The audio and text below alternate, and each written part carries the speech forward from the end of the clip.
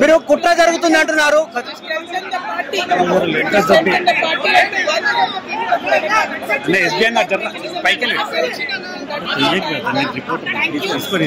కుట్ర జరుగుతుందంటే ఎవరు కుట్ర చేసేవాళ్ళు, ఎవరు కుట్ర చేస్తా ఉన్నారు?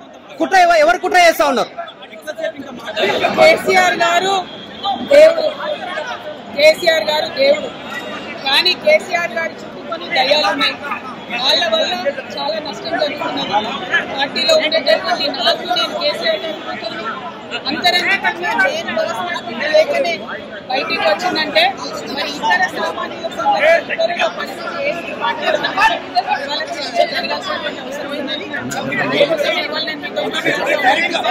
రెగ్యులర్ గా నేను ఇచ్చిన ఏం లేదు. ఏ మీటింగ్ అయినా ఏదైనా కూడా నేను సాగిస్తానే ఉంటాను. కానీ ఈసారి ప్రత్యేకించి బయటికి రావడం అన్నది నేను బాధాకరంగానే ఉన్నది. అయితే ఈ విషయం అంతా చూసుకొని బాగా సంబరపడుతున్నట్టున్నాయి. దొరికినట్టుగా ఏదో బీఆర్ఎస్ పార్టీ ఆగమైంది, కేసీఆర్ గారికి అంత సీన్ లేదు. మా నాయకుడు కేసీఆర్ గారే. కేసీఆర్ గారి నాయకత్వంలోనే తెలంగాణ బాగుపడుతుంది, ముందుకు పోతుంది. మనకి ఎటువంటి అనుమానం లేదు. కేసీఆర్ గారి నాయకత్వంలోనే బీఆర్ఎస్ పార్టీ కూడా ముందుకు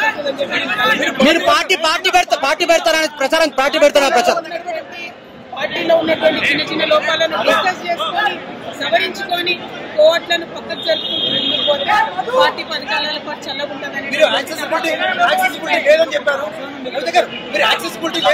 బీజేపీ కానీ కాంగ్రెస్ కానీ రెండు పార్టీలు కూడా తెలంగాణ పార్టీలకు కూడా ఆల్టర్నేటివ్ కేసీఆర్ గారి నాయకత్వమే. ఆ కేసీఆర్ గారి నాయకత్వం తెలంగాణ నమ్ముతూ ఉన్నాను. కేసీఆర్ ఈరోజు సభకు రాకపోవడము, ప్రజల్లోకి రాకపోవడము, క్రియాశీలక రాజకీయాల్లో ఉండకపోవడం అనేది ఒక చర్చ అయితే, తన సొంత కూతురు ఈరోజు ఒక లేఖ రాయాల్సిన స్థితి, సొంత కూతురు తండ్రిని కనవలేని స్థితి ఉన్నది. ఇక ప్రజల పరిస్థితి ఏంది ఎట్లుంటుందో మీరు ఒకసారి ఆలోచించండి. అదే హరీష్ రావు అయితే పిలుచుకొని మాట్లాడిండు, అదే కేటీఆర్ అయితే ఎప్పుడైనా పోయి కలవగలవాడు. కానీ కలిసినా తను మాట్లాడలేని స్థితి, తను చెప్పాల్సిన స్థితి చెప్పలేకపోవడం అనేది ఇలా కవిత గారి విషయంలో కనబడుతుంది. కాబట్టి ఒక రకంగా తను రాజకీయ అస్తిత్వాన్ని కోల్పోతున్న క్రమంలోనే ఈ లేఖ రాయడము, లేఖ రాసిన విషయాన్ని ఎవరు లీక్ చేసిండ్రో కూడా చెప్పలేని స్థితిలో, ఎవరో ఇప్పుడు కవిత గారే చెప్పాలి.